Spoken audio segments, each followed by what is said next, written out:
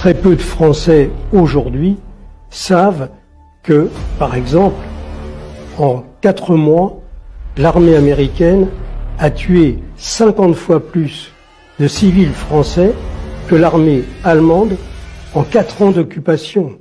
On peut dire même presque 5 ans. Vous avez, je cite dans le livre, Henri Amouroux, qui est un historien reconnu, qui a fait un travail énorme sur la Deuxième Guerre mondiale, et qui cite le nombre de civils tués rien qu'en Normandie, en l'espace de 3 mois, c'est-à-dire depuis le 6 juin jusqu'au 1er septembre.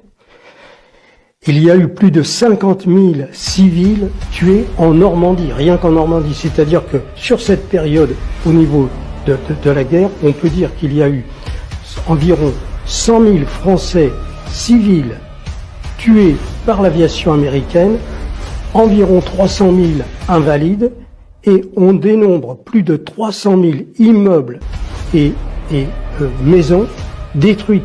C'est-à-dire qu'il y a des villes entières qui ont été détruites, comme Le Havre, Caen, Lisieux en partie, Trappes dans la région parisienne, Gennevilliers.